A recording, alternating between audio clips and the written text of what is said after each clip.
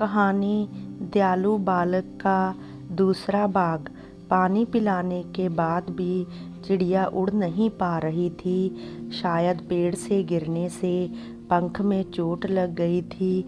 दया ने उसे अपनी गोदी में लिया और दोनों उस पेड़ के तने के पास सो गए। दया की गर्मी पाकर सुबह तक को चिड़िया अच्छी हो गई। चिड़िया ने पूछा, तेरा नाम क्या है? दया बोला, मेरा नाम दया है। चिड़िया बोली, आज से तुम दयालु बालक हो, लेकिन तुम जंगल में क्या कर रहे हो?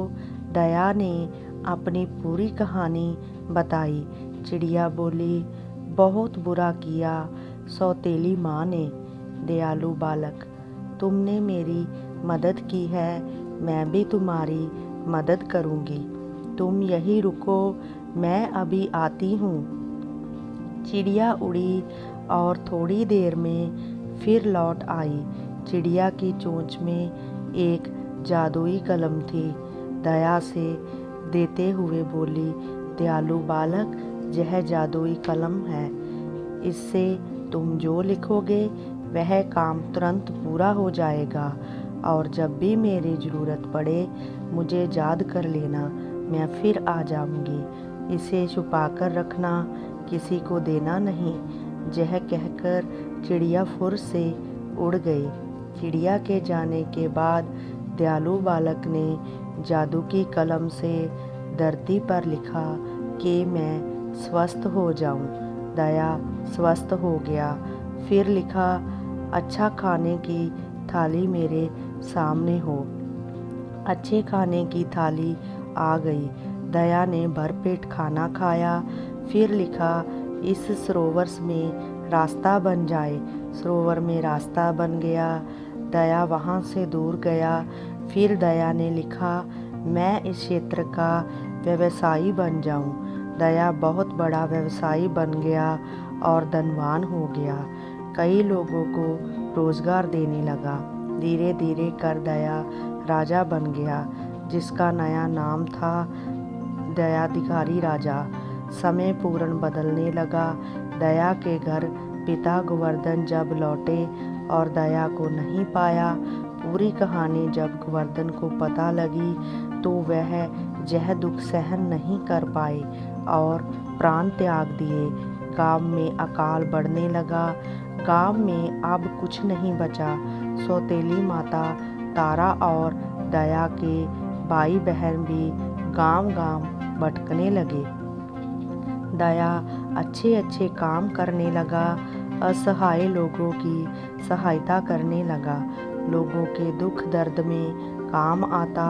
दया के दरवाजे पर आए हर दुखी की तन मन धन से सेवा करता। एक दिन दया ने मंत्री को कहा कि बहुत बड़े भोज का आयोजन रखो।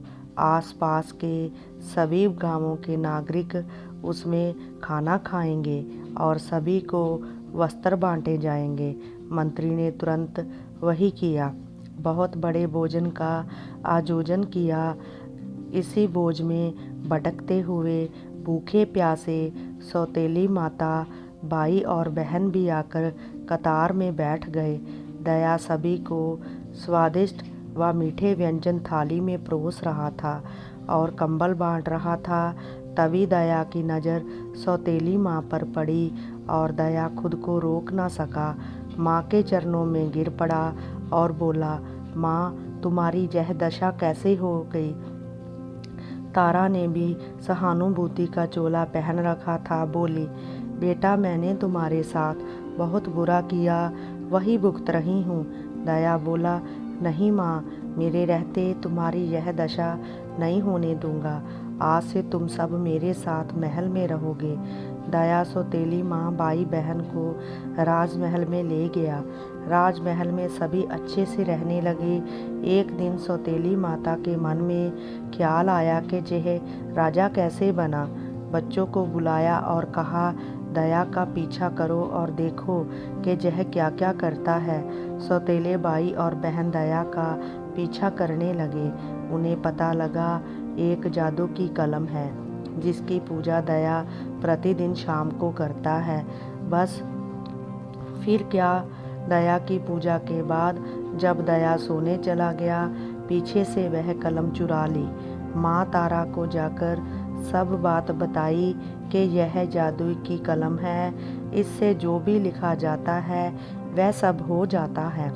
सौतेली माँ ने लिखा कि दया भूखा प्यासा रास्ते में जाकर दम तोड़ दे। वही हुआ। एक बार फिर दया भूख से भूखा प्यासा रास्ते में दम तोड़ रहा था। दया को चिड़िया की याद आई। चिड़िया फुर से उड़ती हुई आई, दयालु बालक से पूछा, दयालु बालक, यह कैसे हुआ? दया ने सारी कहानी सुना दी। चिड़िया बोली, बस इतनी सी बात, यही रुक, मैं आती हूँ। चिड़िया फुर से उड़ी और महल में जाकर जादू की कलम से ले आई।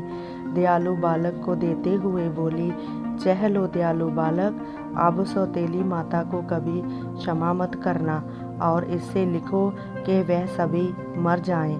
दया बोला, नहीं, वह मेरी माता है, मेरे भाई बहन हैं, मैं उनके लिए बुरा नहीं कर सकता। चिड़िया बोली, इतनी दया तुम्हारे मन में, तुम धन्य हो दयालु बालक।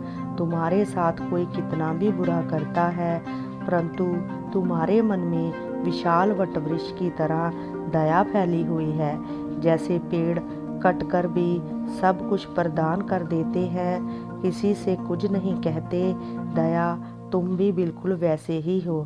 तुम बहुत महान हो, परंतु अब क्या करोगे? दया बोला, मैं लिखूंगा, मेरी सौतेली माता, भाई व बहन का मन बहुत बुरा है, वह बहुत अच्छा बन जाए। दया ने जमीन पर लिखा और वही हुआ। चिड़िया बोली, ठीक है दयालु बालक, अब मैं कभी तुम्हारे पास नहीं आऊँगी।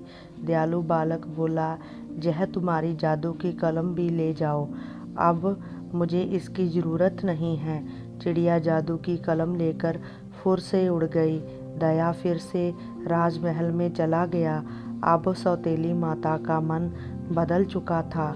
सौतेली माता, भाई बहन सभी ने दया को देखकर गले लगा लिया और तीनों खुश रहने लगे।